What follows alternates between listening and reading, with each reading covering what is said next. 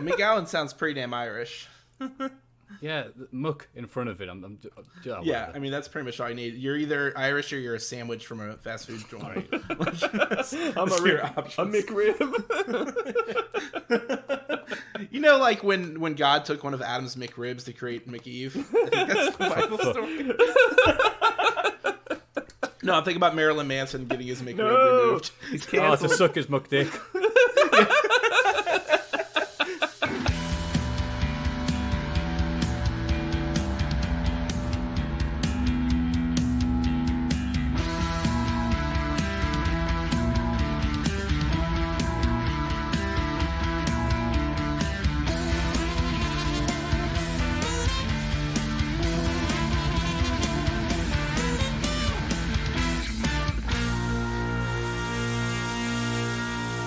Honeys, we're home. Hello, and welcome to Sinclarity, a Dinosaur's Tale. I am your host, We're Gonna Need Another Timmy, along with my co-host... Hey, I'm Ben Hand Up Me. Ben Hand Up Me, how the hell are you? I'm doing good today. Yeah. I just drank a energy drink that is going to probably either kill me or probably that's literally the only option probably, but I'm good to go. How are you doing? I am full of food because it was cheat day today, and I ate a hash brown sandwich, which was everything you would put on a breakfast sandwich, except the bread was a hash brown. So is there are you going to implement cheat day into your marriage vows as well, or is that a separate thing? Dieting and... I don't know the correlation between dieting and marriage. I get confused. I don't know, maybe. We'll see. It's like the Atkins diet. Yeah. That's a commitment between two people. Yeah, so what episode are we doing today, Phil? Did you mention that's episode 28? I did. Did I? It's number 20. I don't remember. And we're going to do season 2, episode 18 of Dinosaurs. It's called The Last Temptation of Ethel. Or if you're using the new Disney Plus release where they reorganize all the episodes for some reason, it's season 2, episode 10, but it's whatever. And it was released on February 12th, 1992. So basically 29 years before today or some shit like that. Or 31 years. I don't remember. I can't do math. I'm not going to. It's one of those. I knew the one goes in either direction of 30 and then I just shut down. Yeah. But and we have a guest today. Yes. Episode. And our guest today is Mr. Maffew Gregg from Botchamania and Cultaholic. How you doing, Maff? I'm doing great. Thank you, the pair of you, for inviting me into this fantastic podcast, which I had no idea existed until when you asked me to appear on it. Well, awesome. So our marketing is doing really good. Yeah. Hey, I the whole reason this happened kind of is because I asked Tom Campbell to be on the show, and he said he was too busy. And then are you announcing right now that this was your second choice? No. Because I wanted Maff to be on the podcast, but I was like, Tom would be cool to have on as well. And I was like, and Tom was too busy. And then Tom gave us a shout out on one of the watch-alongs y'all did. Mm-hmm. And I was like, holy shit. I freaked out. I was in my room. I was like, holy shit. Tom said our podcast. and then Tom went to Maff and was like, hey, I think you'd be really interested in this. And Maff kind of went, oh, okay. I was like, I'm messaging him right now. Maffew and I guess. It's just because it's such a... it took me a few seconds. Dinosaurs, the TV show, that'll... the Jim Henson thing? Oh, okay, sure. I mean, I have no, it's not oh my God, yes. It's just okay, yeah, sure. Yeah. Is there a reason for the podcast, just that you really, really love this show? I do. Awesome. I love this show. And so I guess we kind of get this out of the way too, because sometimes we're bad and we don't explain if there's new listeners. But basically the premise of the show is I've watched it at least twice all the way through as an adult. And now it's on Disney Plus so I can watch it again. And Ben has never seen it. So Ben is watching it as it goes along, and I know everything that's going to happen in the series. Yeah. And I already have a tattoo from the show since we started. This is my first run through. Can we see? Just immediately. So for the people who've got audio, but I don't care about that. I don't think I can flex in the right way to get my leg. It's on my shin.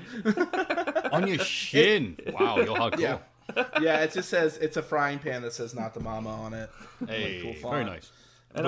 And also going back to the conversation about asking Mapp to be on the podcast, there was a running joke on the podcast that he hosts that everything's better with puppets. So I figured Mapp would love to be on a podcast about puppets. I mean, that is amazing because the mailbag sent in. I read them and I deliberately don't check them because I think it's way funnier to be reading them first time. Going, what? You know, like I'm not a good actor. I couldn't be like, oh, heaven forfend! Look what someone has sent me. It's like, nah, just read it naturally.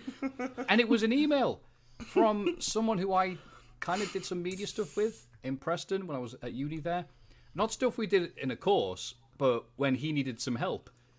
And his films, I wish were on YouTube. I wish I could remember the guy's name, to be honest with you. Because when I helped, and I was holding like boom mics and whatever, they were doing some sort of fantasy thing with some dude as a wizard and stuff. They forgot the sword the day that I was there to shoot. So they used the next best thing, which was a twig. So I had to hold the boom mic as this person get this rotten speech while he threatens somebody with a twig to the throat. And I still have the bite marks on my hand where I remember myself from busting a gut laughing.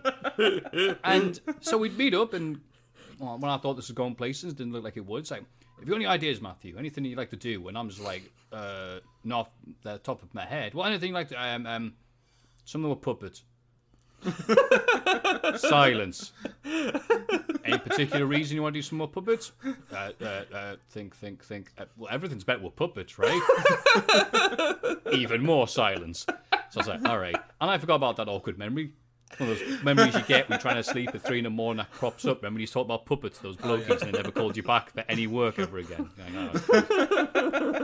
And he said in an email, because I was pleasantly surprised. I forget how it started, because no one cares about the start of the email. But it's like, yeah, that guy I did some stuff with in Preston. And yeah, I paid him in knockoff pizzas so he could hold a boom mic for 8 hours. Fantastic. Yeah. Remember that one meeting we had? We said everything's better with puppets. And then Jack and Ross are like, you puppet-loving freak, you. What the hell's wrong with you? Yeah. What does that mean, Maffew? What does that ambiguous statement mean? No, it's not a fetish. It's just, I'm thinking about it on the top of my head. You know? Yes. And then that resulted in me seeing, after getting ribbed every week for several months, during the 2018 World Cup, which is a big deal in our country, because it looked like we're actually going to freaking win. The little shop I passed on the way to work, there was a little... I don't know what the hell it was supposed to be. There was just a little England strip, and I guess you put a little head there. So I printed off. Well, the presenter wasn't there that day, Jack, and he said, "Oh, it's Puppet Jack, 'cause everything's better." And I remember just being taking the piss out of him because he wasn't there. I was like, "Oh," and then he was there, and I went, "Oh, Puppet Jack's still here. He's not going because you're back." Very passive aggressive, like. So what do you think, Jack? Well, I think this. All right, what does Puppet Jack think? I just do an impression of him in front of him, and then that resulted in someone making a proper puppet at StarCast too in America, like a proper one with the things sewn and everything. Mm-hmm. And now we get an email every week after the podcast going, when is Puppet Jack showing up? Is he all right by himself during lockdown? He's stuck in the office, amazing. Right? One thing, yeah, it'll be half eaten by the time we get it. Nothing left, it's nothing covered in spider jizz. So it's amazing. One thing that happens a decade ago, and then suddenly becomes part of my life, and then, hey, everyone's better with puppets, right? I'm like, that's right. I got that tattooed on my shin. Exactly. And here's a prime example of something where, yes, everything is better with puppets because dinosaurs. Oh yeah. Yes. So segue. So I know you were talking about, like, you obviously remembered the show. Do you remember, like, watching it as a kid? Like, what was your experience with the show? It would be on TV irregularly. On terrestrial TV, supposed to satellite, and I would make a thing to watch it every time because I didn't have control of the remote back then. Mm-hmm. My dad's like, "Nah, I'll pay rent, son. Give me the remote." But as a kid, whenever it was on, I loved it because, bloody hell, what a beautiful looking show! Mm-hmm. You see the craft and expense and everything that's gone into designing every character, and yeah, and their faces are so expressive and like it's just over the top. The production quality. I mean, it's terrifying looking, too, at the same time. I mean, in a way, yeah. But at the same time, I'm like, yeah, dinosaurs. Dinosaurs are awesome. Yeah. And yeah, I wonder if this next generation is going to be as affected by dinosaurs as our generation was, because the Jurassic Park, like dinosaurs, Land Before Time, like it was such an explosion in the 90s. I guess probably because of research being more prevalent. Right, dinosaurs were just a thing. When I was younger, there was the I forget what it was called exactly, but I remember I'll never forget the theme song. It's the animated show about some T-Rex policeman, and the ending song goes, and they call themselves T-Rex, T-Rex, and they're like doing a blues number with the hat and the cane at the end. That's the credit. Is that the what the hell was that show? Was that the one that was like made by the people who make Eek the Cat? Is that the one? Wait a minute, T-Rex cartoon police. We'll just do I it searched those exact. I searched those exact terms, and all I found was the Whoopi Goldberg movie where she has a T-Rex. No, it's not that. It's the other thing where the T-Rex is. The dinosaur is a policeman. Yeah. Damn it, I'm not able to find it now. I'm going to sound like a crazy person. I thought you were talking about Cadillacs and dinosaurs. I don't know if you remember that. I do remember that, and I love the arcade machine. I also remember Extreme Dinosaurs, which is a bit later on. But we loved it because in my house, my housemates, I guess, when we'd hang out, we would always put that, always like be bored or whatever, and we go, "Hey Matthew, what? Extreme dinosaurs." Yeah. How extreme is it? Well, I don't know. The extreme said 3 times. It's pretty extreme. There was one called The Adventures of T-Rex about a T-Rex cartoon fighting crime in 1992. It's specifically in 1992. Oh yeah, that's it. That's the one. Yeah. After 93, they retired. Yeah, that's it. The Adventures of T-Rex is the name of the crew, I guess. Yes, that's the one. Thank you. The Adventures of T-Rex. 5 musical. Oh god, the show features 5 musical Tyrannosaurus brothers who played the sold-out crowds as a vaudeville group for the Dragon Company. The company was owned by the beautiful and wealthy Myrna. The band members were also secretly fighting crime as T-Rex, masterminded by Professor Edison. The show, an American-Japanese co-production between C&D, Gunther Wild Productions, and well-known anime producer Kitty Film, lasted 1 season. Oh, what a brutal ending that Wikipedia entry. This show is clearly the outcome of people at a closed bar doing cocaine. Like, why? They're like, and they'll do vaudeville? Like... Ben is calling back to a previous episode that we did. What, with Marty and Sarah? The Marty and Sarah episode. Yeah, where you discussed cocaine pitches in a restaurant. I mean, I believe it. Sorry, one of the show's other noteworthy elements was giving the T-Rexes imitation celebrity voices. You know, because the kids in '92 loved Jack Benny, Art Carney, Jimmy Durant. Just Bing Crosby and Humphrey Bogart. It lasted 1 season. Imagine that. Hey, Mom, I think this dinosaur is trying to sound like Humphrey Bogart. He's looking at you, kid. What? Well, Jesus. So I mean, we get Buddy Hackett in this episode of Dinosaurs. That would have fit in with that lineup. Oh, there you go. Yeah, he was Louie, right? Grandpa Louie, yeah. Well, okay. Ben, do you have any trivia for us about this episode? Yeah, before we get into it, first, it was written by David Savell, who wrote like the episodes Golden Child and Charlene's Tale. Also wrote like That's So Raven and every single other Raven Simone show after that for some reason. And then directed by Tom Trubovic, who's directed like 50 of the episodes so far. He's like one of the main directors. They have a lot of directors on the show too. A lot of people moving around. So the basic summary real quick is just it's like when Ethel unexpectedly dies, she goes to the afterlife, finds out how beautiful it is. Before she can be reunited with her husband, however, it is revealed that she is only unconscious and will wake up. Anxious to soon return to the afterlife, Ethel goes on TV and tells viewers how wonderful it is. Unfortunately for Ethel, the afterlife has a message for her. Oh, it's so good. So, like, we'll do the play-by-play, but that's just a quick summary. And, you know, like I said, Buddy Hackett's the voice of Grandpa Louie. You know, he's what, Scuttle from Little Mermaid, and then like a million other character voices. Yeah, it's a very recognizable voice, but you don't really know the actor. Like when you see his face looks like his voice, and that's an interesting thing to me. Yeah, he looks like a dinosaur. And the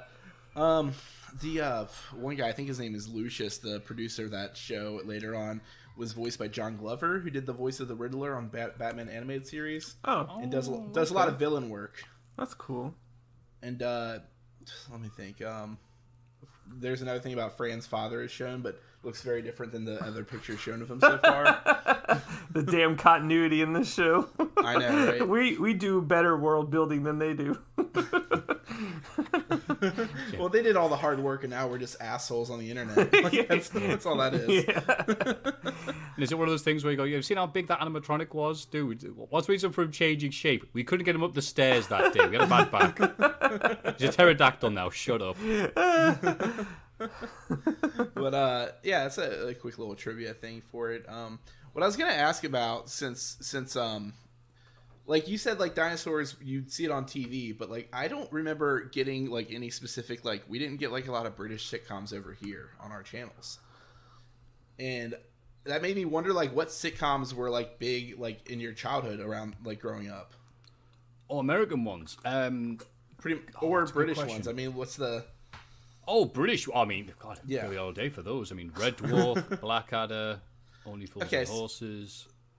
Yeah, the ones I like know off the top of my head, like I watched Blackadder, I watched Faulty Towers, I watched like Spaced, and like I mean, there's a few more like that like clearly made it across the pond or whatever. But like I feel like there's probably I was doing it with intentionally being cringy. No, it's cool. It's cool. It's funny because whenever I go over there, it's like, oh, you're over from the pond. I'm like,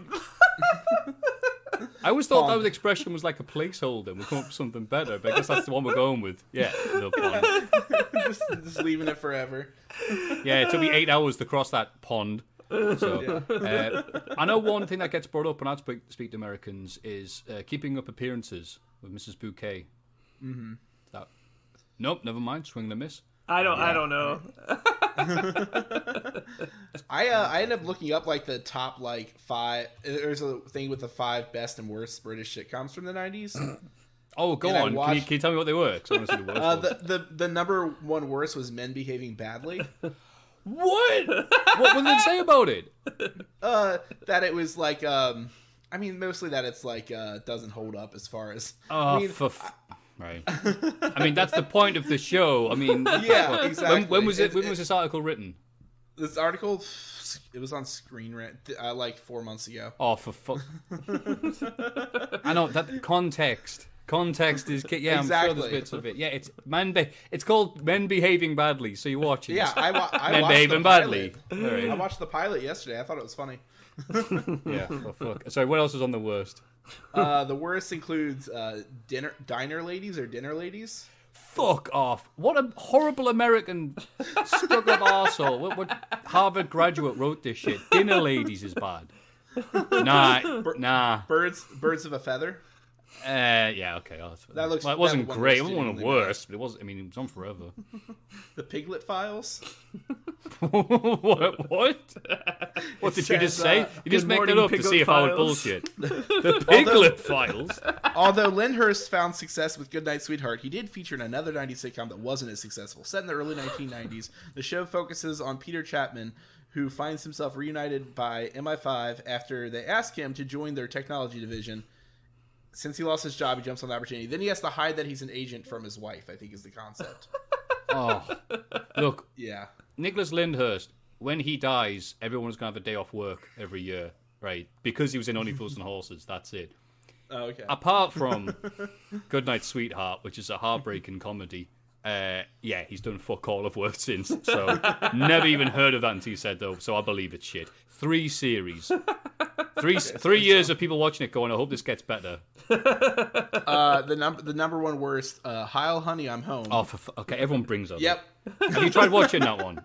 Because it's one of those shows where now you can see what they're going for. They're trying to be satirical, making fun of the tropes of crappy American sitcoms. Yeah. Back then, the complete wrong time to be doing it. An audience who did not understand it. And the only noteworthy thing is the fact that the one episode they tried aired after Dad's Army, which is set in World War II. So it's like, well, no spoilers for Dad's Army, but they didn't get him because here he is, Adolf Hitler. a great juxtaposition. Holy shit. Were there Whose idea was it for Dad's Army with a show about a comedy about Hitler? I was gonna say, since Ben brought it up, were there any like British only popular puppet shows? Were there anything like that we wouldn't have gotten? That's a good question. Sorry, am I allowed to swear on this, by the way? I know you. No, you can. It's good. Okay, sorry about that. Well, shit. Oh yeah, for sure. Apart from like Sooty and Sweep, you ever heard of them? No. Oh, Ed the Duck. Nope. I don't know why I expect you to hear that. That's the most British thing I could think of now. One old Brit's going, what do you mean these fucking Americans don't have Ed the Duck? Hang up on them, Maffew. What's the we had Howard British, the Duck, we've got British puppet show. I was going to say Zig and Zag, but they're Irish. So. What was the one? Yeah, what's the one that Pachidi always shows the video of with when Jackie Chan comes in the room? What is that? Is that a commercial? What is that?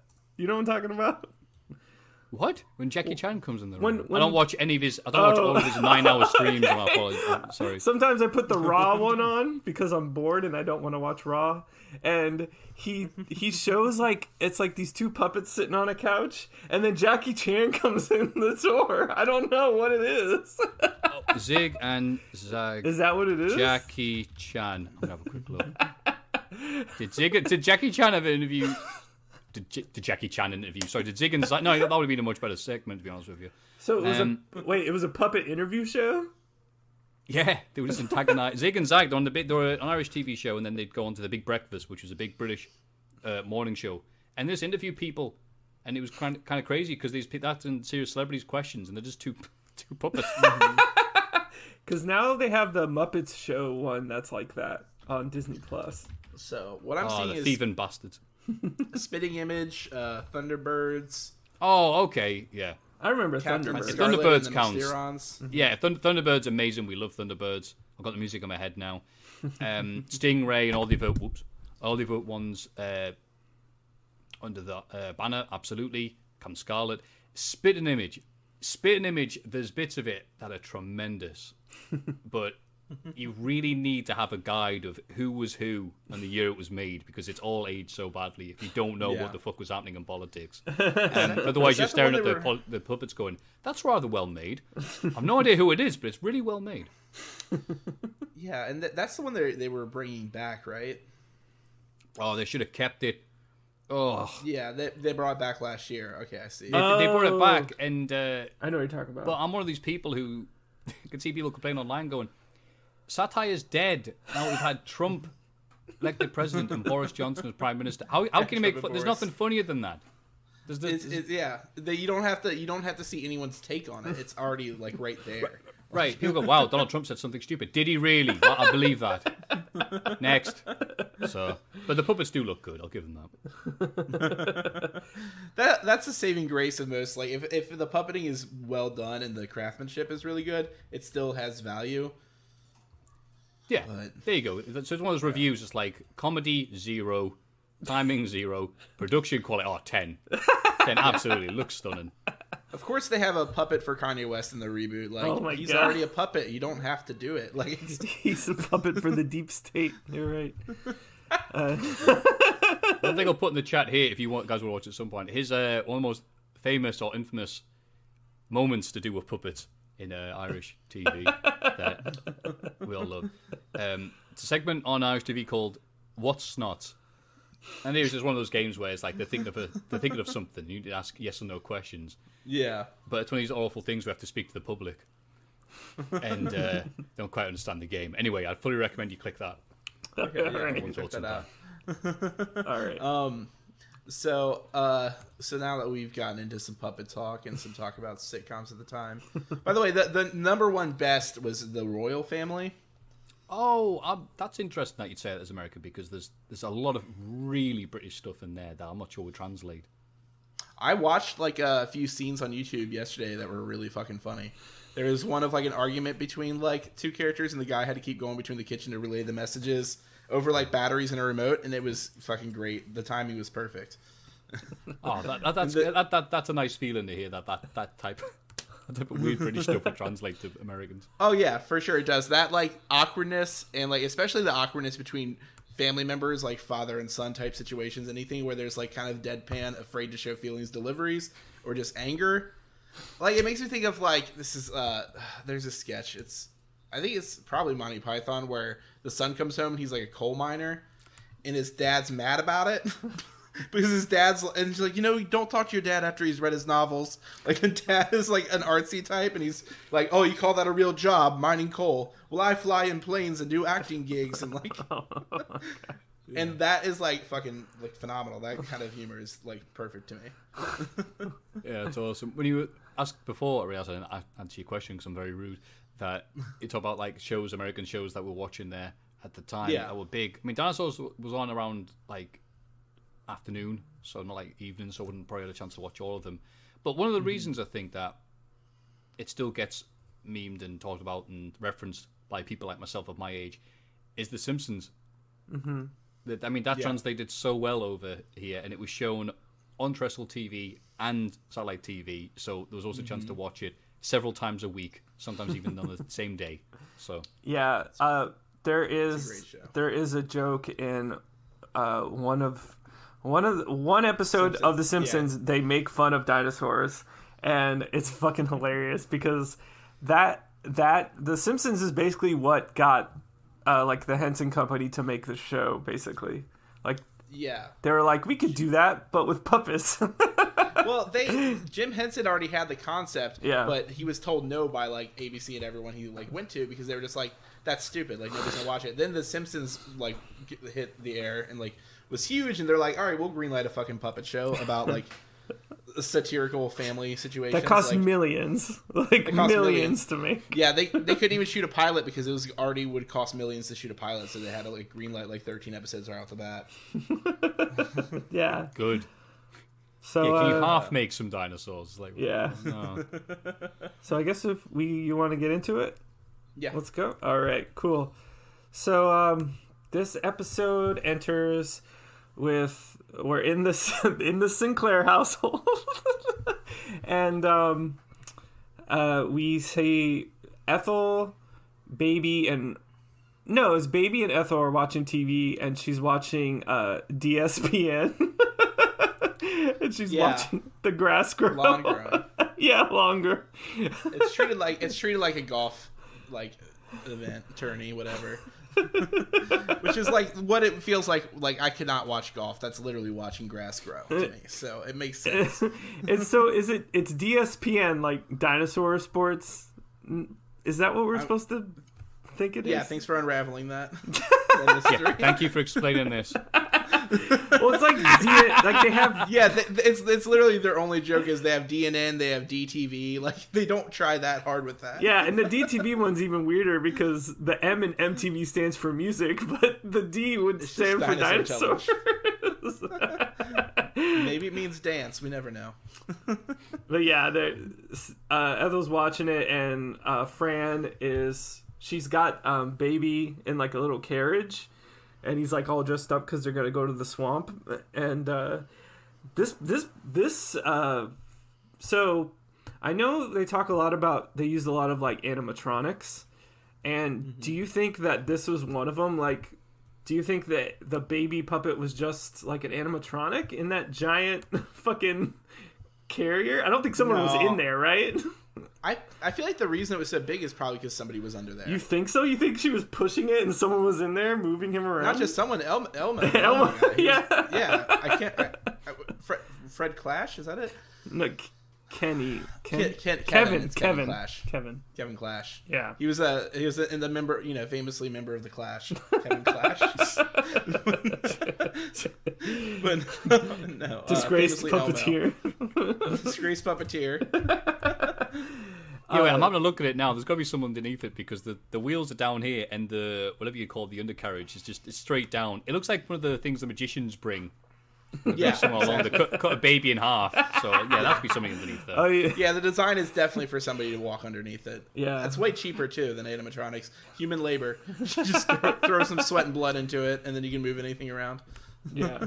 Well, so in this, but I like it though when Fran is like, she's trying to coax, like, Ethel to come with him, and Baby's just like, I'm gonna play in the scum. I thought that was he good. Has a scum bucket and everything. Scum bucket, yeah. So after the whole baby with the cum bucket thing, Don't say Cum bucket, Jesus Christ, not a cum bucket. my bad. I forgot an S. Freud is showing. does- Bloody hell. Oh, zip. Anyway, so Fran invites Ethel to the beach and like says that they can go on a rock and sunbathe and like and Ethel's just like, I only got a little time left. I'm not gonna waste it doing things. Like if I run out of stuff to do at home, I'll just die. Yeah, Fran's just like, why don't you live a little? She's like, a little is all I got left. I don't want to waste it doing things. Yeah, it's good. I was going to say, like, I'd forgotten what the show was like. It was dinosaurs, hence the name. But I've forgotten, first of all, how cool it looked. I've not seen it for years and years and years. I forgot how funky the theme song was. Instantly remembered it. Made me forget about the last time I thought about dinosaurs, which is accidentally seeing erotic fan art of Robbie Sinclair. No! Ben's probably seen it. Yeah. Anyway. And... yeah, and I thought, like, oh, yeah, The Simpsons made fun of this, don't have a Stegosaurus and all this stuff. And I'm like, it's like a lot of shows back at this period where it's like, oh, mother-in-law jokes, oh, no, the family dynamic, Roseanne, or whatever, which was big in England at the time. But then as soon as this old biddy started saying, like, come on, old biddy, live a little. It was, I've only got a little bit of life left in me, I don't want to spend it doing nothing. I'm like, oh, okay, yeah. It's a bit cynical. Also, it's kind of her fault, right? Because... like, she could have had Earl throw her off the cliff, but... yeah, like, she is the first elderly person to not get thrown into the tar pit at age 72. She's the oldest dinosaur living, so... yeah. I mean, if you call it living. Yeah. Yeah. So... but yeah, the show's very cynical and it has a very, like, laissez-faire, like death doesn't matter. Like, it's a joke constantly. Because it's probably in relation to the extinction being on the mind of everybody watching it. Like, they're just like... who cares? You're gonna get eaten anyway. We're all gonna die. Like, well, it's probably also because they've just recently been civilized, so they got a refrigerator, so they didn't have to hunt for their food anymore. It does give such a weird, bizarre feel to it. Where first of all you're going, wow, look at those. The dinosaurs are so expressive and detailed. The eyes are moving, the mouths expressed, and it's all very well puppeteered. Then you're like, wow, the designs are amazing because they're wearing clothes and stuff, and it's they're walking around as normal. And then you start talking, it's like, wow, it's really cynical as well. So there's all these things happening at once. It leaves an impression. Yeah. Like a real dinosaur would, I guess. typically. Yeah. So while Fran is trying to convince Ethel to come, Charlene comes in, and Fran's just like, Charlene, why don't you do something with your grandma? she's like, I'd love to. Not. And then the 90s is very alive in that line. Yeah. Saying something and then adding not real quick at the end. Yeah. And then she's Could just, I do anything less with grandma? I like Could it you too. be any more old? She's like, well, grandma, we can get out your photo album. You can tell me which one of your friends had operations recently. It's like she's doing a George Carlin bit at that point. It's like, everyone I know is dead. It's so great. And which she's brought up before about how all her friends are dead. All my friends are dead. So then we get Earl in the living room with Roy, and Fran is just like, why don't you spend some time with Ethel? And of course, Earl doesn't want to do that because he hates her and she hates him. Because she's his mother-in-law, and that's a joke for like, years for some reason. Exactly. And he said he only wants to do it if he could crush her head with a TV. It's so fucking over the top sometimes with the violence. It's good. It's ABC. Well, yeah, I mean, we talked about in the other episode with Baby, who's just like, violence, kept repeating it over and over again.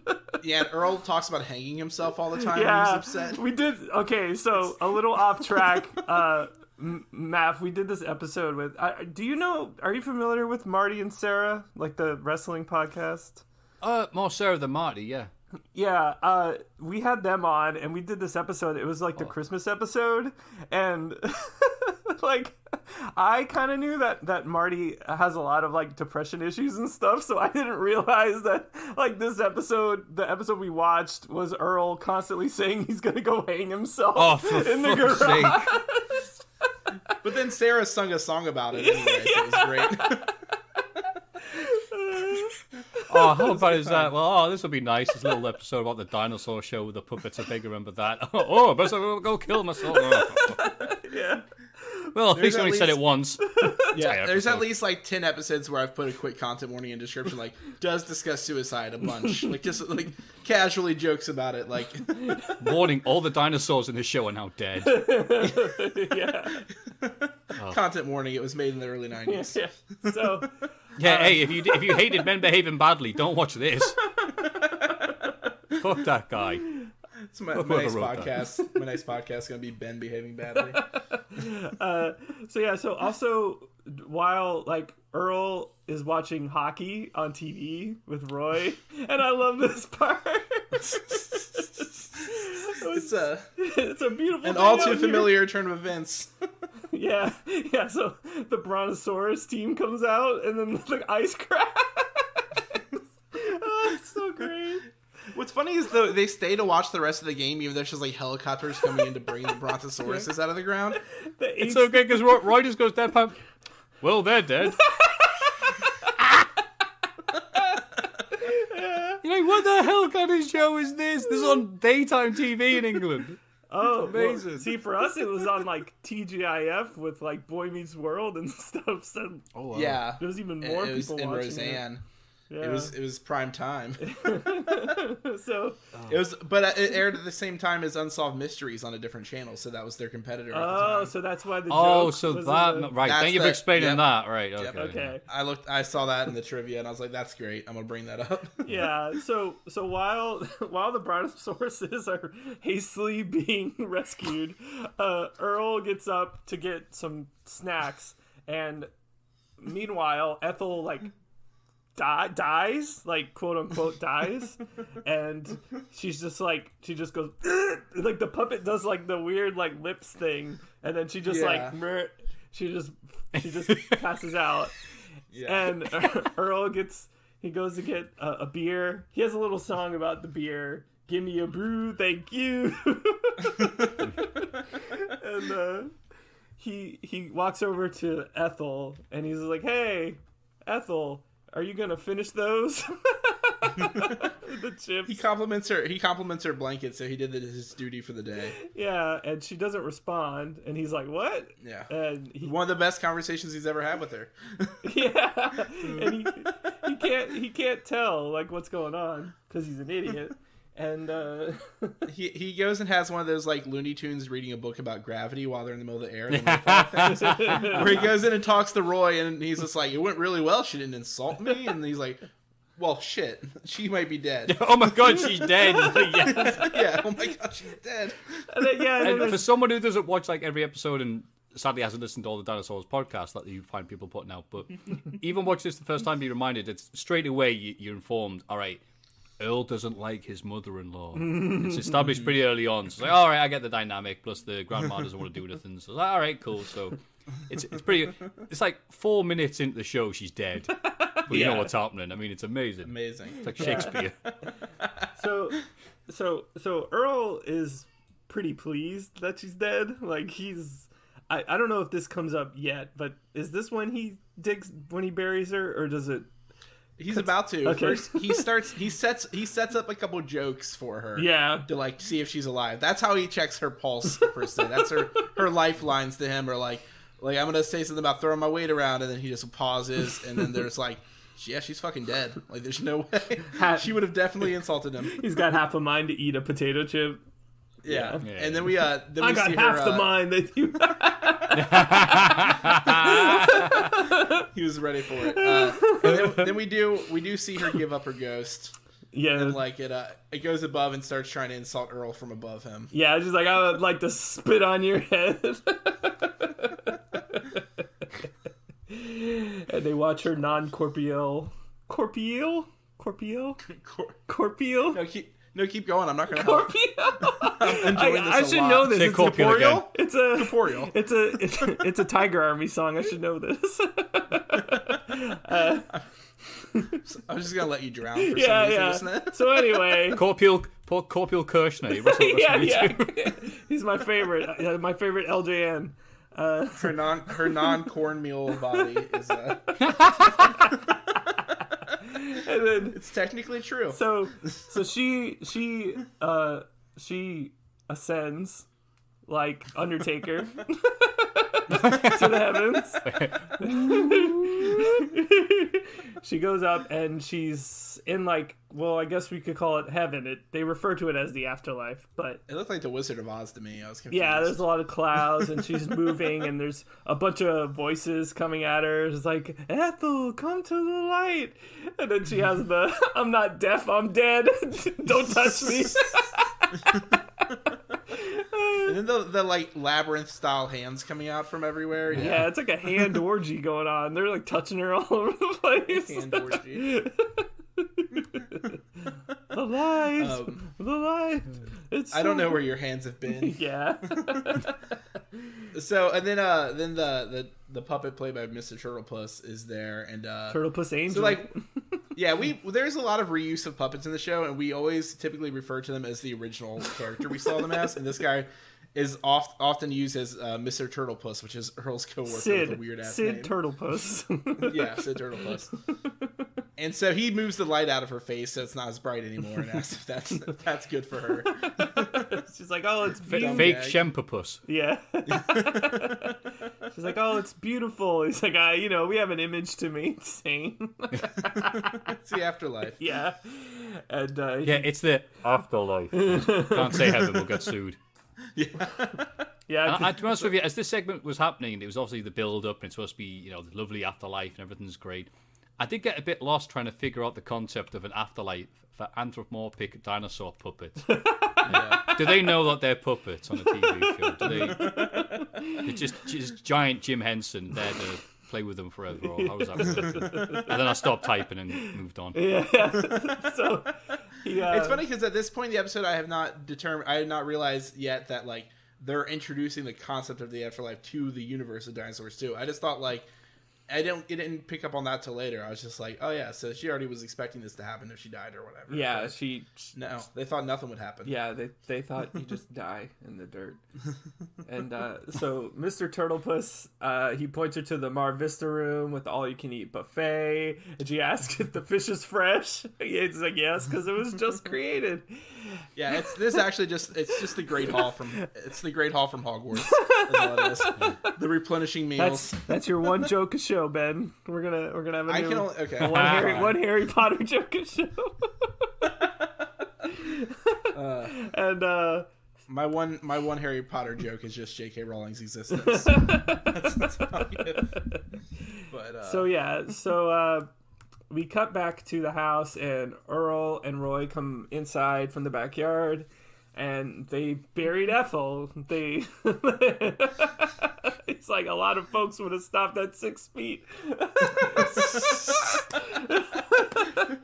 They don't have the heart like he does. He put his heart into it. 15 feet down. Yeah.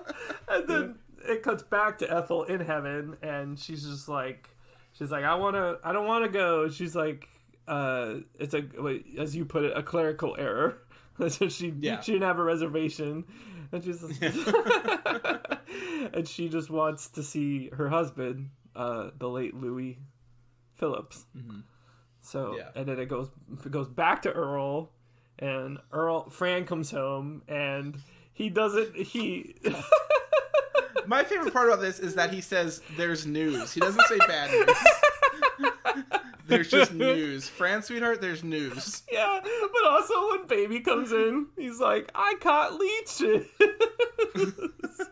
He can't keep them because they're for dinner. And so baby arrives, obviously filmed from this high, so the guy underneath's running underneath. Yeah, doing all this stuff, breaking his back for this show. Yeah, I can only imagine that man, like Elmo, just down there doing that like this, like crouched down, like a little. He's also like a really beefy guy. Like he like worked out a lot, so I just picture like you have to. to see the kind of work that they do. Baby. Yeah, so yeah, he. Speaking of parasites, your mom's moved out. Essentially. Yeah, and then she's like, "Where's Mother?" She's like, "Mother," and I was like, "Is it Roy or Earl?" He's like, "You're gonna have to yell louder than that." Roy, this is a somber moment, and Roy's just like, "What do you say at a time like this? Bye." Also, I love that he had the little like spade, because he's his little arms. Yeah, because he's little T-Rex arms. And then so Earl has the shovel, and she's like, "What do you do with that shovel?" Franny, life is like a tide. It comes in, it goes out, washes in the new, washes out the old. I use it to bury your mother. Way to bury the lead as well as the mom. Yeah, and Earl's just like, it's important. It's important, we gotta pay. We got a scavenger problem out. What's funny is like she presumes he like buried her alive because still she hasn't like it's another line later she's like, wait, she's dead. Yeah, and so she's pissed.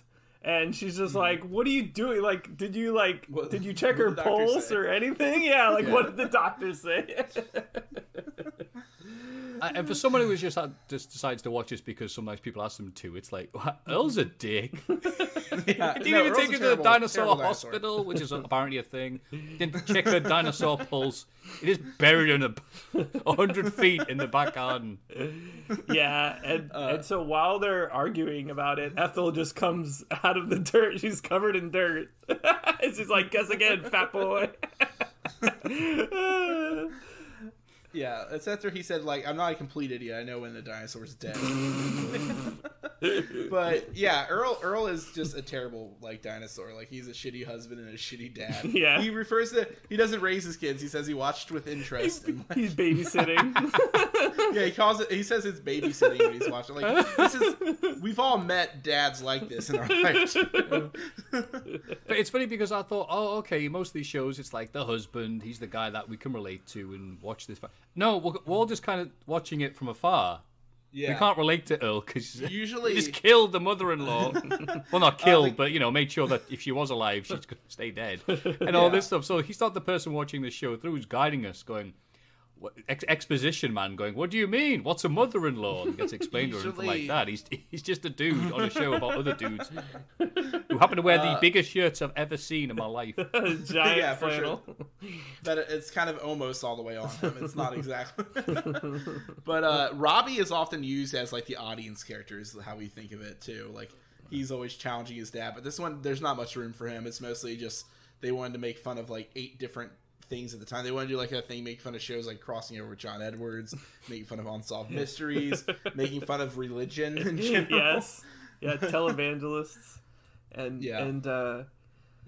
so the next day, Earl comes into the kitchen and Fran is like making dinner and she's so pissed, like she's just like slamming stuff down and just fucking hate making and dinner. he just has a card and it's so stupid. The card already just like says, what is it? What can I say when I ruined your day and made you all angry and surly? How can I make such a thoughtless mistake and bury your mother too early? He's like, they wouldn't just have this card if it didn't happen all the time, yeah, Fran. Exactly. Let's put it behind us. Just imagining being at like a Hallmark, you're just at the store getting a card, and you're just like, where's the one for burying my fucking mother-in-law alive? In the Hallmark. It's like, do I want like one about burying her alive that's funny or one that's endearing? I love it. He's like, look, okay, I did a bad thing yesterday. And he's like, yesterday, I buried her yesterday. Today I brought her soup. We're even Steven. And we cut to the living room, and Robbie and Charlene are really like fascinated by Ethel's story, like especially about her burying herself unburying herself, digging out of 15 feet of dirt somehow while in a wheelchair. Yeah, it's a trap door. They just go through. It's very. And the baby asks her, it's like, oh yeah, worms up your nose. Yeah, so the baby's just like a fill-in little character, like just into gross stuff and violence. Yeah.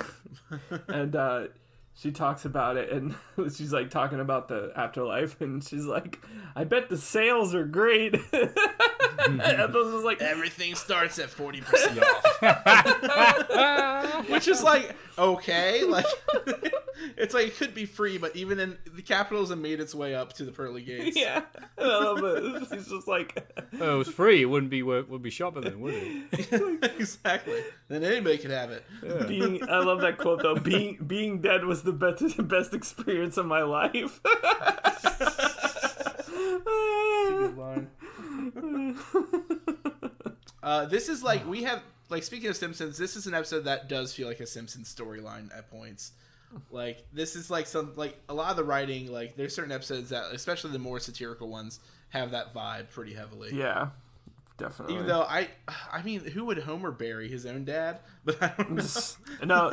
Patty and Selma. Yeah. Yes, Patty you're and right. Selma. That is exactly it. Yeah. They also sound like Ethel enough. Yeah. Since we don't initially meet, we don't really initially meet Marge's mother. I guess Patty and Selma just kind of take the place of the mother-in-law, basically, in that show. Yeah. So while they're talking, the doorbell rings, and it's the host of mysteries mysteries that haven't been solved yet. Which is yeah. So Charlene comes in coughing because there's a cloud of like fog and smoke following him. And he like comes in, and also there's that part where Ethel tells Robbie she met a girl up in the afterlife. Oh yeah, she met a girl who was really pretty for a dead chick. Like. And Robbie's like, oh, grandma. I didn't even get that until now. I was just like, oh yeah, that's just typical grandma thing. Oh, there's a girl there, you'd like it. Yeah. Maybe you can do some stuff over Ouija board with her. That's how they'd sext. Yeah, you can die and then you meet someone. And, yeah, that's the plot of Prearranged that's the plot of Ghost, right? Yeah, pretty much. I mean, they knew each other already, but Yeah. It'd be a very different movie if just a ghost showed up to try to fuck her. It's kind of awkward. I died to meet you, and we're not compatible with each other. Don't know what to do now. As if this Barbie show wasn't crazy enough. Now we got this unresolved mysteries parody. Yeah. Like this kicks his way in, even with the mum dinosaurs. Watch this now, looking back. Yeah. She goes, "Oh, it's him from the TV," and she checks her hair. Like the scale, the attention to detail on this is amazing. I know, and he's like, "Hello, members of the viewing public." With the giant coat.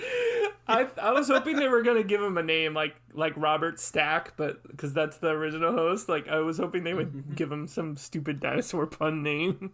But They couldn't think of a good one, one, so they just skipped yeah, it. yeah. There's that part too where Ethel is like, she's like, oh, it's like. He asked for Ethel Phillips. He's like, oh, that's me. And he's like, I love your show. It's like, how do you come up with those mysteries week after week?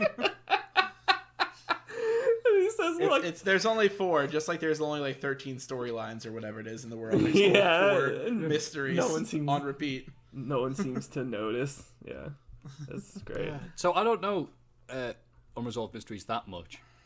I know it's a thing because of basketball. That's the only reason I know it. So was it a big thing over there? Yeah, Yeah, that was a big show. It came up in our episode with Marty and Sarah because it's funny because we were talking about shows like that, like we watched as kids, and like Marty and Sarah are a different age than us. So like Marty was talking about watching Unsolved Mysteries a lot as a kid, and it's funny to find out that it was the same time slot. So that would explain why he would miss dinosaurs pretty often. Yeah, and then they did a recent reboot on Netflix, which is actually kind of cool. So. It was a very big deal. I remember it scaring me too as a little kid, like because they would sometimes do stuff about like aliens and stuff, so that would always scare me because that was terrifying to me as a child and now. So I do remember that show a lot, and so we go to the filming of the show, and Ethel is on TV, and I love it because on the lower third, it's like says like Ethel Phillips, and then it said formerly dead on the bottom. which is great. And she's like explaining the afterlife. Basically, she's just like, "Oh, there were shuffleboards as far as the eye could see." It was so great. I mean, that's exciting to me. I remember being a kid and going to the bar with my parents and getting to play shuffleboard in the back room. Bocce ball. It's bocce ball. And she was regular. That was the other great. Yeah. It took me a second. I was like, regular, all her bowels. Yeah. I get it. Never mind. Yeah, she eats that Activia, that yogurt. It's only for women. That's only for women. Dr. Pepper 10. Dr. Pepper 10. And so this is my favorite part of this episode, the reenactment that they do. I love it so much. And like, because they got the two hand puppets, and they refer to him as like simple-minded, and his dim-witted friend Ray. And Roy, his reaction to it made me laugh so bad. I was watching it yesterday, and he's just like, Ray! He was so offended. Yeah, not about being called dim-witted, of course, just about being called by the wrong name. Yeah. And Earl's offended that he thinks he doesn't look like him. So the baby says not the mama. The TV. Yeah. But we have a callback at this point. Earl references that he'd rather be watching the puppet show on the other channel, which is, it's a reference both to the fact that they were on at the same time, but also there's another episode where they're watching this puppet show where there's like sock puppets doing jokes, and Earl's like, it works on 2 levels. It's really for adults. It just has a kid aesthetic. Like, it's their favorite fourth wall thing is to bring up the fact that they're a puppet show. I was going to say, yeah, there's a line here. You want to watch the juxtaposition of reality show. And everything. And watch this. That'll only last 1 season. And then, like, Earl just sinks in his chair looking like... He's like, what the fuck? Yeah, and in the episode that we were supposed to record yesterday about weed, that we were supposed to record with someone else, they do another fourth wall break, but we won't get into that now. But that one was pretty funny. Yeah, by the time this release schedule, that one will come out before this one, so yeah, it makes sense. Yeah. And the last fourth wall break Ben hated, but I think this one was good. I like this one. They're usually just so corny. The other one was sock puppets. Context. The other one was sock puppets with British accents. That part was great. It was just the part where Earl turns to the camera to be like, wouldn't that be funny if that was a show? Like, it's okay. Yeah. So it cuts back to the TV, and they're just talking about, this is the reenactment, and like they were just like, how could she possibly be alive? We're just gonna bury her anyway. It doesn't matter. And he's still at like smoky street corners as well for no reason. Yeah, on the set, yeah, and then Ethel just talks about she's like she'll always remember it, and she hopes to go back soon.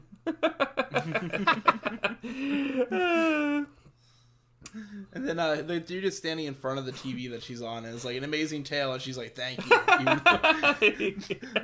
It makes no sense. And then he cuts the next week's mystery. Who are the people who are watching our show? Why do they keep watching our show? And when there's a wildly better show on the other channel in its time slot. Yeah. See, really thank you for explaining what that means. Like, oh, I see. Yeah. And then it like cuts, and he's like, "Great job, Ethel." And he's like, "I was touched, and normally I'm untouchable." And then he calls for Rico Youngblood, or is it Rico, Youngblood? Yeah, it's like Rico, and then he's like Youngblood. My chair. My chair. So Rico's new on the set, I'm guessing. He hadn't made his puppet yet. I love your looking at your notes, Ben. You wrote, Ethel is approached by sexual Harris. The guy was sexual Harris in another episode. Yeah, and the job wizard. Yeah. Wait. His name was Sexual Harris? Yeah. There's my favorite episode, Maff, of this show is there's an episode called What Sexual Harris Meant. And it's about a sexual harassment case. And it's one of the best episodes ever. It's like satirizing the court case of, what was it, Clarence Thomas, the Supreme Court justice. Yeah. So it's just like a really good, like, well done satire, and I wasn't expecting it with the setup and the premise about a guy named Sexual Harris who he invented double entendres is the whole premise. And he Right. sexual harasses their neighbor who is a giant brontosaurus named Monica, and who should not play hockey. It's hilarious. I love it. And we did that. I'll tell you about the show as we're going along. I watched it and there's bits of it I found funny, but this will truly be a show I'd appreciate as an adult if I watched it with people at the same time or laughing together. You know, stuff you watch by yourself and go, oh, that was good. You watch it with people. I knew if my friends who are either drunk or stoned would be going, ha ha ha. Yeah. Sexual harass. Yeah, sexual harass. We recorded that episode with my fiance, but she demanded that because that was one of the episodes that when I was rewatching this show, I like pointed out to her, I'm like, you gotta watch this episode. It's so good. So he approaches her, and Ethel's immediately just like, I don't want any, I'm not doing any more autographs. And he just starts complimenting her, and he's just like, oh, there's all these desperate dinosaurs out there, and no one cares for them. And Ethel's just like ignoring. She's like, is my limousine here yet? And he's just like, if we could distract these poor dinosaurs, get them to stop expecting so much out of life. Yeah, like, I was not ready for this. Even with the cynical, weird bits and making fun of the rivals in the other show and then themselves, I was still not ready for a guy showing up and going, this afterlife concept sounds fascinating. Yeah. A great way to keep the dinosaurs in their place, knowing there's a reward for them. You know, they won't be worrying about the little troubles they have in their lives or the social injustices, as long as there's a nice reward. And we'll make money. I'm like, what? Daytime TV, this is showing. Daytime, like 4 p.m. maybe, 3 p.m. in our country. Yeah, and I thought you guys were like really, you know, making fun of religion. Oh, Christianity was a bit of a thing. Wait, this is a primetime show? Yeah. They did it. It's pretty like, it's like a Bill Maher type thing. Like, it's, I don't know, like Religiosity. I'm not helping you with these words. That's not it either. It's religious. Whatever. Anyway. So yeah, we got Copperfield or a cornmeal or what was it? We got Copperfield. Dinosaur Copperfield. That's my new sitcom about a cop who gets caught sexually harassing people. Triceratops. It's Copperfield. We haven't even got the Triceratops. I just realized that. What do you mean? We haven't seen a Triceratops bit yet, have we? Oh, is that a thing? Yeah. You quit spoiling it. Yeah, Triceratops. It's a TV bit that they do. Awesome. Oh, wait, I think I can shut my eyes and imagine it right now. It's great, actually. There's one, I'm like kind of spoiling it, but there's this one where there's an episode where Earl takes control of the cable network, and they want to make like educational programs. So like it's like Triceratops, and they're like chasing down the criminal, and they like pull the gun on him, and he's like, wait. He's like, stop or I'll shoot. And the cops are like, no, wait, we don't want to shoot you. We understand, you know, that the rich control everything, and stealing isn't really a crime when you think about it. And they're like, we want to help educate you and bring you and acclimate you back into society. And then the criminal is just like, he's like, but I stole a car. It's like, it's okay, man. Just come with us. I'm not saying it. I'm not saying it correctly, but it's fantastic. Mm-hmm. I wasn't ready. Yeah. So anyway, so we cut to the next scene, and it's a basically now live via satellite from the cavernous Paradise Shrine where Route 9 meets Interstate 5. It's the Afterlife show starring Ethel Phillips. Yeah, so it's basically like you know, like the 700 Club or whatever. Like it's like a televangelist TV show. And I love that. I always thought the 700 Club was when you fucked in a helicopter because it wasn't exactly a mile high. My bad. Isn't that Rafflecopter? What? Isn't that a meme? Yeah, 80 years ago. Jessica. Do you remember that meme? No. Anyway, it died. That's like the fucking 3D dancing baby. That's some ancient shit. You just hey guys, remember hamster dancing? Yes, can I have cheeseburger in this podcast, God please? damn it. Anyway, so I say this as I have IDK, my BFF Jill, tattooed on me, so I can't even damn it. Oh, can't wow. talk shit about old memes. It's It's on the screen of an old Nokia cell phone. Oh, it's right there. So it's the Afterlife show starring Ethel Phillips and her inspiring stories from beyond and her 1,000-voice Ethel choir.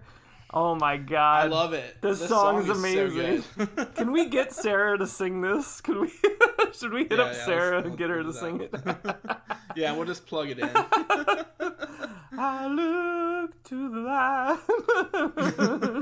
I do like, just from a production standpoint, obviously because I love that, and as well as puppets, how they've done this with the several puppets at the front, and they just chroma keyed a bunch of them, and it looks pretty all right. You know, considering the effort involved in all those puppets and chroma keying and everything, it could look absolute garbage. It could look like Night Trap for the Mega CD, but instead it looks very impressive. Yeah, they did a good job. Yeah, this song is fantastic. I love it. They do another good job with that later with a bunch of Earls in a room, so I enjoy it. Yeah. But then so they listen to Ethel, who has been to the afterlife, and comes back to tell them about it.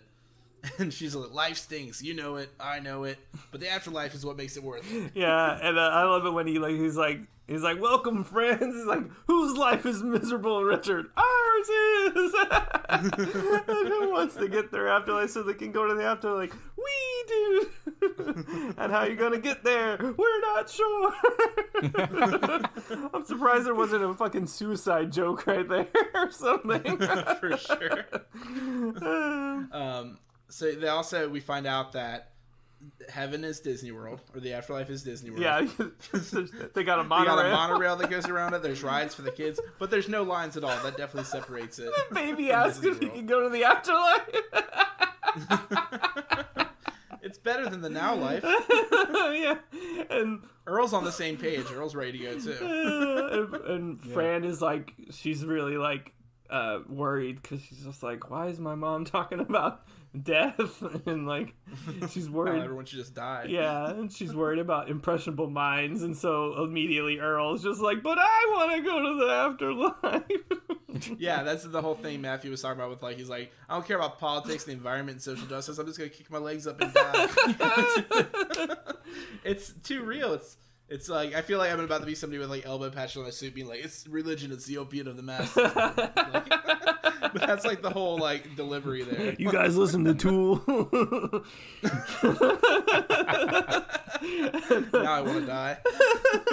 And so yeah, and then it cuts to like basically like a timeshare sales pitch. It's like the room's running out, space is running low in the afterlife. Oh my god, so great. Yeah, I hope I can at least get a studio apartment when I move on. I want at least one cloud. At least one cloud. and then during this, Ethel dies again, quote unquote dies, and Earl. I love Ethel dying, by the way. Have any of you seen? I only know because Gilbert Godfrey brought it up in his podcast. The Bud and Lou film. No. It's about Abbott and Costello, whatever. And the ending is one of them's in hospital with the big one, and he's like, I don't know, Lou gets him a strawberry mold, and he goes, I've had a lot of strawberry malted, but this one's the best one I ever had. And he just turned around and was like, It's supposed to be serious. It's exactly what it's like. Oh, I'm dead. Yeah, I'm kind of like that when in movies or TV shows when someone gets lit on fire and they start running, it always makes me laugh. I don't know why. That's hilarious to me. Right. Like in Lord of the Rings, when the king guy gets lit on fire, or not? Yeah, he gets. Oh yeah, and he like runs off the castle. Like that seemed it's supposed to be very serious, but it made me laugh. I died laughing. Yeah, he runs 300 meters.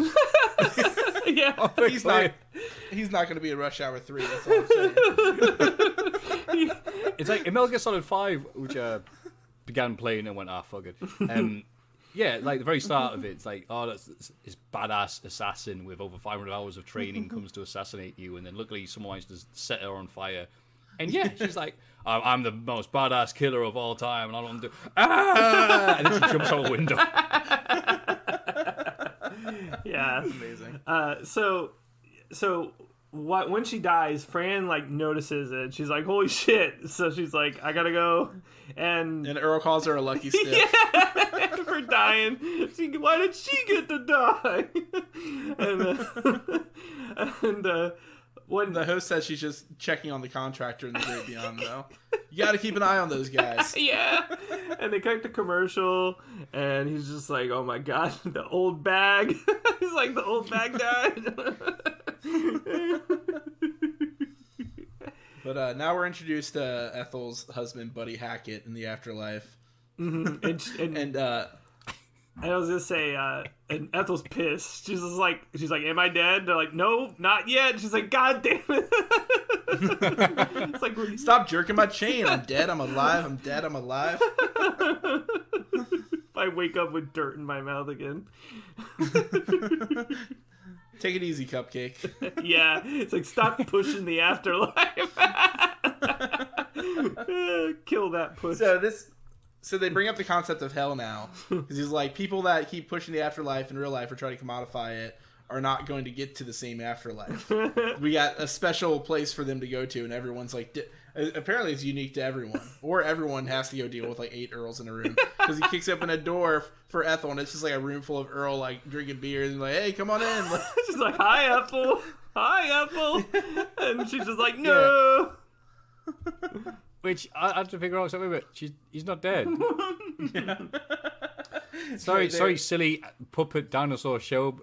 Cynically talking about the concept of death. He's not. It was a trick. Yeah, it's a trick. It's just prestidigitation. Yeah. So Ethel is happy because at least she got to see Louis and talk to him, but she basically just has like a change of heart, and so it's just like, yeah, I gotta stop talking about it. So yeah. When we cut to the next scene, we get the fisheye lens shot that we've gotten before, like when Earl passed out, and Robbie's just like, "Oh, she's coming back," and Earl he was like ready to dig up a hole again. Yeah, and she just fucking hits her. Digging up them holes. And he's just like, "I should have cremated her." So he learned no lesson already throughout the show. He was just already shovel in hand, even though like they brought her home, so it was clear that she wasn't dying. They didn't take her to the hospital. Exactly. And they're like, "Oh, we better call your producer. He thought you were dead." And she's like, "Nope, I'm not going." And I'm not gonna sit and watch golf or whatever, or watch the grass grow anymore. Yeah, she wants to live her life. Also, when they're doing the fisheye lens shot, it's impressive. Earl gets hit by the shovel. Yeah. And he takes a flat back bump. Yeah. Right into Fran. Yeah, and it's like, there's a dude in there. Yeah. There's a crushed dude. In the this stuff giant, hopefully comfortable dinosaur. The stuff that they have to do in those suits is wild. Like, they're like, Earl dances all the time. He falls down and gets back up a lot. I'm like, how? Yeah. How does he get back up? I don't know. I don't know how he gets up. And I've mentioned it in another episode. I read like this thing about like shooting the show, and they would often during long days, because they would like film, they would like the show, they would work on like 15 hours a day or more, and like they would get so like worn out and stressed out on set, just all in these big costumes, that at some point one would just tackle another and they'd make a big dog pile for the fuck of it. Like, they'd all just start wrestling in the costumes just to like get a laugh and like relieve the tension. But they'd all have to be helped back up by all the staff because they were all stuck in the big pile. I was like, that sounds like a lot of fun, honestly. Yeah, and also Ethel, like, she's like, "I'm gonna start living life." She's like, "And we're gonna dig a perfectly good hole for Earl." She whacks him again, then the trademark baby quote again. Yeah, and he's like pantomiming doing it to a little toy himself. Even though he's not afraid to hit his own father, so I don't know. So that wraps up the Last Temptation of Ethel. Yep. That was like I said, I loved the reenactment. That shit was hilarious. Like, it's so good. I love it. They packed a lot in 23 minutes and 21 seconds. I mean, it's crazy. They're like, we're gonna have to immediately kill Ethel in this episode because we got a lot to do in this episode. They get straight to the chase. Yeah, all her dialogue is about her dying, and then she dies. Yeah, they're pulling no punches here. It's all right, hurry up, Ethel. 15 hours in this ship. I was surprised we didn't get any references to oh, good news, honey. Bad news, honey. Like your grandma's dead, but the good news is the car's got fuel for tomorrow. Yeah, that comes up because, like, in our first episode or something, or one of the first episodes, Tim mentions, because I at this point even I still haven't seen a car, but it's referenced that there's cars. I'm just like, do they just throw dead bodies in them? Because so that exact thing came to my mind. I was like, where are they getting the fossil fuel? Yeah, that's great. That's good. When I was we got gas tomorrow. When I was looking through Disney Plus, there's the episode Driving Miss Ethel, which is with Earl and Ethel go on a car ride. Yeah, it's a remake of that Seth Rogen Barbra Streisand movie. Get him to the Greek? What are you talking about? I don't think either of those people are in that movie. Could be wrong. So yeah. What'd you think of it, Maffew? You enjoy the show Dinosaurs?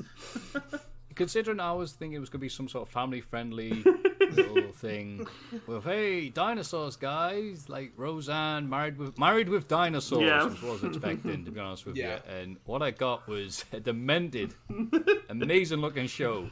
All kinds of crazy jokes I wasn't expecting. And one of the most cynical things I've seen in some time from something from the 90s. Yeah. Which we all remember fondly, the shows of the 90s like myself, as being great, and everyone had money, and Tony Blair, and New Labour, and all this. And you watch this, you're like, oh, God. That's the thing, like, we get that a lot sometimes where people are just like, I thought this was a kid show, and, like, it's not a kid show at all. Yeah. Like, I remember my older siblings watching it when I was a kid, and, like, I, of course, enjoyed the aesthetic of it. I don't have, like, any concrete memories of it because I was, like, 1 or 2 or 3. I mean, we had, like, VHSs around the house, but, yeah, as Tim mentioned earlier, I didn't start watching it until Tim made me watch it with him. Yeah, and, like, my whole thing, like, I specifically remember we're gonna need another Timmy, because that's my name. They didn't have that in this episode, but it's a real. If you're not familiar with it, it's like a Mr. Wizard thing where it's Mr. Lizard is on TV, and in every episode he like kills his little kid assistant that's with him in some scientific way, and then they shout, "We're gonna need another Timmy," and that's what my dad would say lovingly from time to time. Lovingly. Yeah, we're gonna need another Timmy. This one's fucked. So yeah. Our next episode, I'm sure Ben was going to bring it up, but I'm really excited about this. Actually, I should bring it up before you do, because after I told you that, I was wrong. That episode's going to come out before this one. Oh, okay. Well, so our previous episode is an interview with Tim Doyle, one of the main writers for Dinosaurs, and that's going to be a lot of fun. So yeah, I'm really interested in seeing like how this show worked, like if he was on set, like what it was like in production day. Like I'm so interested in all that kind of stuff. Yeah. I mean, we know from his Twitter that he did a lot of random voices and stuff too, so I'm sure he did a lot of extra helping around. He's also like a producer of like a million sitcoms. Like he was a producer for like Roseanne, Still Standing, whatever that Tim Allen show from a few years ago was. He was one of the producers for that. Like Home Improvement? No, the more recent, not good one. I don't know. Oh, Last Man Standing? Yeah, Last Man Standing. Oh, yeah, that was bad. I'm surprised he worked for that. Did either of you ever see that show Still Standing, though? Which is one that he wrote and produced for? I don't think so. My dad would watch that. The main guy in it, it's like just a sitcom about like this like American guy. There's no way... Like, it has to be a British actor, because also he plays Robert Baratheon in Game of Thrones. And he's also in that movie The Full Monty. As one of the two main guys. Yeah, but he's like in this like shitty American sitcom. It's just like an Earl Sinclair type dad, like that this guy produced too. I'll have to take your word for it. It's just weird because I can't even imagine. I can imagine a show about dinosaurs with the biggest plaid shirts in history. That's why the dinosaurs have to die before Plaid Yeah. got removed from existence entirely. But I have no idea what show that is. What's it called? Still Standing. And That's the one. Still Standing, right? Yeah, and like, have you seen like Game of Thrones or like Full Monty? Yeah, it's weird to me because I like didn't piece it together right away while watching Game of Thrones because he doesn't look the same, not in his whole garb as Robert Baratheon. Yeah. Also, after the episode with Tim, we are doing a two-parter. We're starting a two-parter of this season, which is Nuts to War, which is also amazing. It's basically a war parody, a war movie parody. Bloody hell! What would that be parodying, or is war in general? It's just war in general. It's kind of like a World War II theme to it, or World War One. Oh, okay. Yeah, it's all about pistachios or something like that. Right. Oh, okay. War in general, because I thought it'd be a bit too close to do the Gulf War. Right? They're not gonna. Yeah, that would have been uncomfortable. They're not gonna move it from the big stadium to the tiny little venue. Yeah, there you go.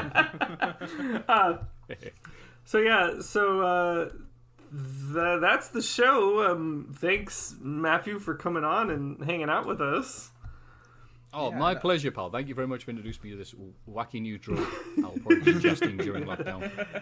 And other than like Botchamania, obviously, which everyone should check out, is there anything you would like to plug or promote? Probably Cultaholic, they'll appreciate it, because that's where the fantastic, magnificent Tom Campbell also works. Yes. And Tom and Maff were part of a fantastic 5-part podcast that just finished up about Sonic the Hedgehog, and it's so good, and I recommend it. That sounds good. Everyone check it out. What's it called? Isn't it just the history of Sonic the Hedgehog? I think is that the official title? You should just call it, a history of Sonic the Hedgehog. Yeah. Okay. Yeah, cool. And it's really good. And also for Cultaholic, Maff does the regular podcast for the show, which is one of my major sense of entertainment on the weekend. Like, when it comes out on Friday, I mostly listen to it when I walk my dog, and I'll be walking down the street laughing out loud with headphones in. And I'll be like, are people just looking at me like, what's wrong with this person? And also, Maff also does the SmackDown Watch-Along podcast with Tom. Bloody stupid few hours. Yeah. with which you also have, which I'm jealous because I've just recently kind of found out about him, but Matt McMuscles is fantastic. Ain't he great? And I love the What Happened series. It's so good. I love it. Yeah, well, hardest working men. Covering video games and everything. Mostly video games, yeah. Crazy. I'd put him up there with Donkey. Like, him and Donkey are great. Video game Donkey. Yeah. So, what we'll do before we exit, we got to thank our producer, Zach, for editing our podcast for us for no reason. I don't know why he does it. We don't pay him. He does it for free. We're never going to pay him. He has 2 kids and a wife, and he does this for free. He just wants that producer cred. He also comes on to co-host with us when he can. He's just busy. Yeah, and he's also still working on his own podcast where he talks about movies that are similar to Groundhog's Day. And Groundhog Day. Yeah, ones with loops, like a looping concept is the thing. Yeah.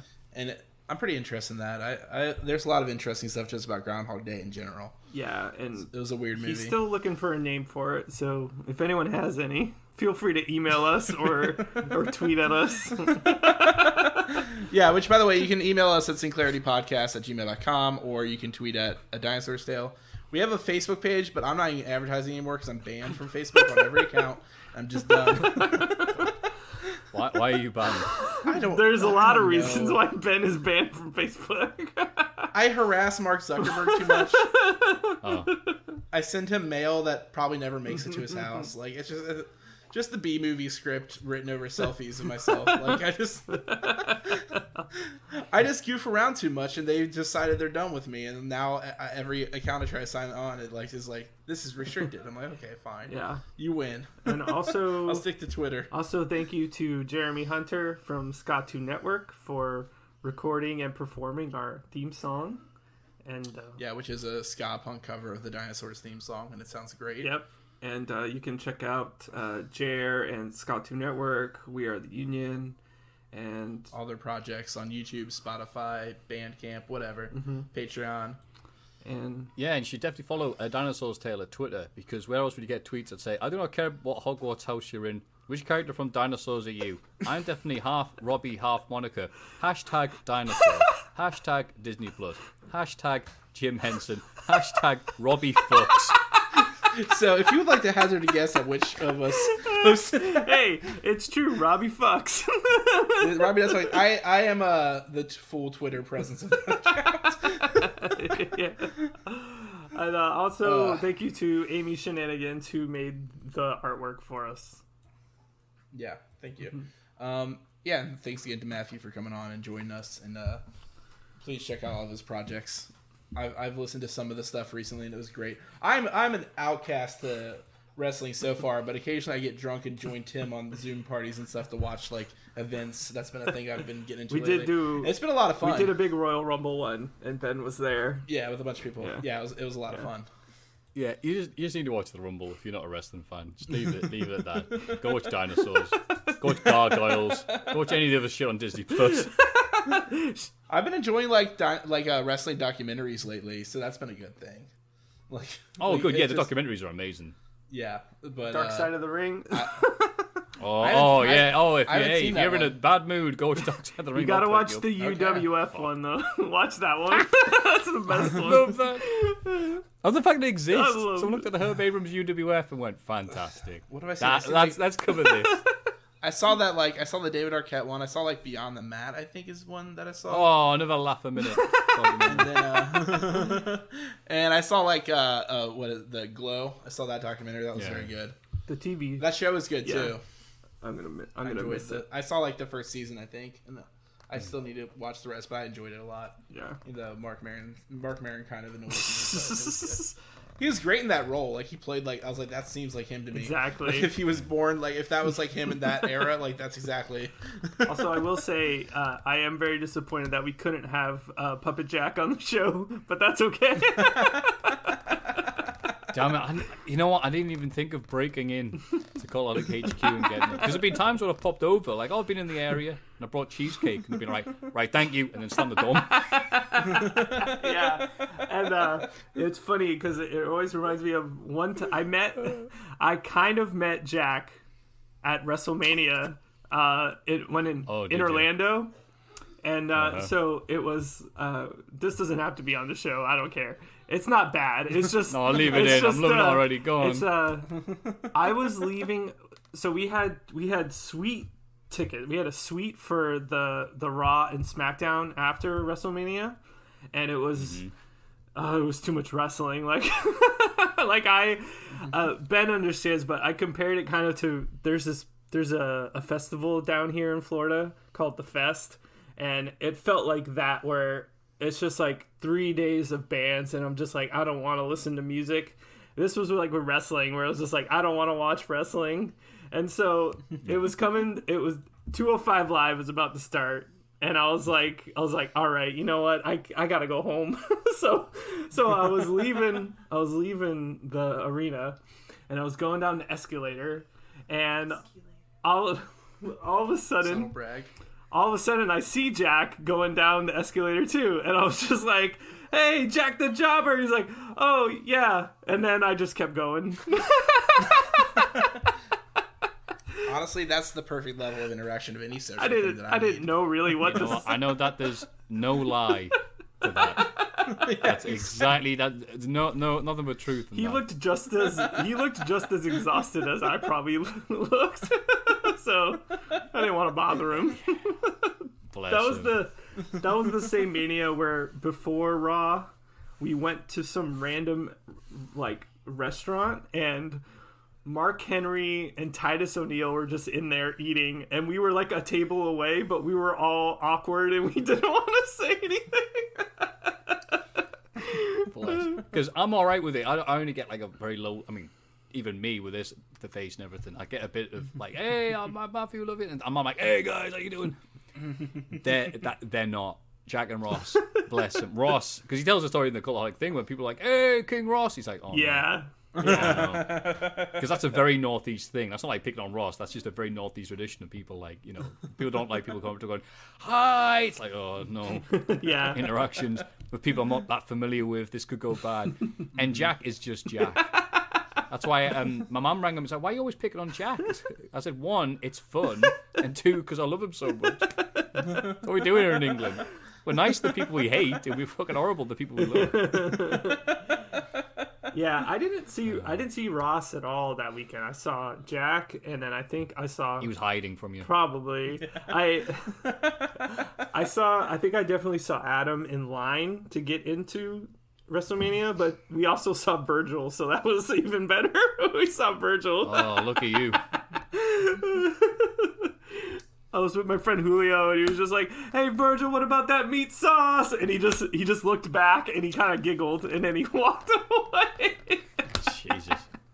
Jeez. So, yeah, that was the time I met Jack. Sort of. Sort of. That's a meeting. But that's like the level of interaction a lot of people will have with their favorite band. They're like, oh, yeah, those are friends of mine. That's like we crossed on escalators, Peanuts cartoon style, and then it's like that time me and my friend Will went and saw Bomb the Music Industry in Jacksonville, and there was like no one there, but Will and I didn't want to talk to I didn't really want to talk to Jeff Rosenstock, like, because I'm like, it's just weird, but Will was just having a full-on conversation with him, like it was no big deal, and he's just like talking about random shit, and I was just like, this is so weird, and I was just standing there.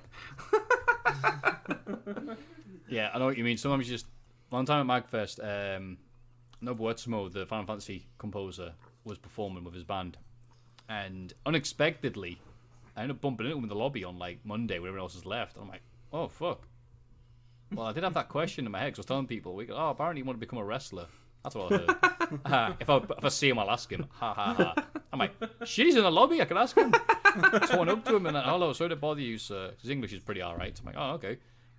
I heard that, remember you were trained to become a pro wrestler before you got to composing? He went, yes, was going to be, but no, it didn't work out. Became a composer instead. I'm like, oh. I'm like blown away, like, oh fucking! I just probably stared at him for a few seconds, like an awkward person. So I said, you like wrestling? And I'm like, oh yes. And in my brain, I'm like, all right, he's an old Japanese guy. I think Inoki. No, that's too obvious. No, way too obvious.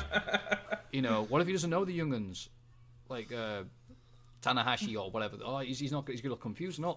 So I just went, yeah, Boba Sapu. And he went, oh, Bubba Zabu, yeah. I'm like, oh. Fucking great. I walked, have a nice weekend, on Monday. I wish I had the dreams and talent to be like, I'm either going to be a wrestler or a composer, whichever one works out. It's so, and like, clearly. Yeah, my wrestling career falls, at least I have a composing career to fall back on. And then, like, God forbid I end up having to be an astronaut if that doesn't work. It's like, Jesus. I think, didn't Jer play MagFest, Ben? I wouldn't know that. What's MagFest? Didn't who? Our friend Jeremy, who like, the Skytoon Network on YouTube. Yeah, they performed at one of those big his band was called Skytoon Network. Scott, like SKA Tune Network. Yeah. Cool. I'm getting nothing. I'm getting the Skytoon Communications Network. It's okay. Never mind. Yeah, I'll just say it was great.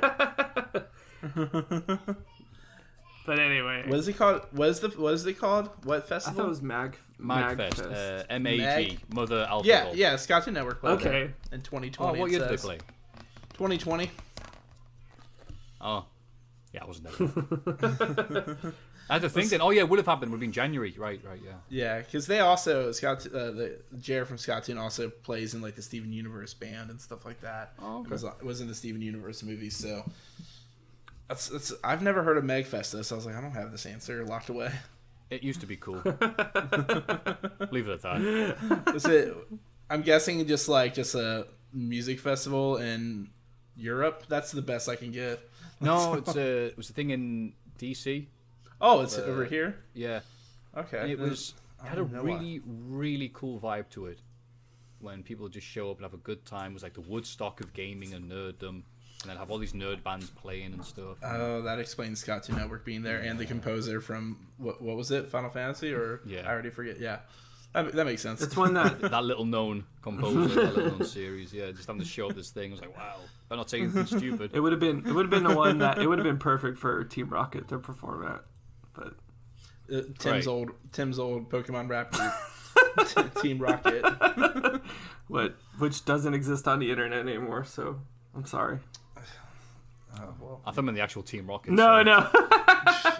That makes way more sense to me too. Though there was another Team Rocket who spelt it the same exact way, and they were like a band, not a hip hop group.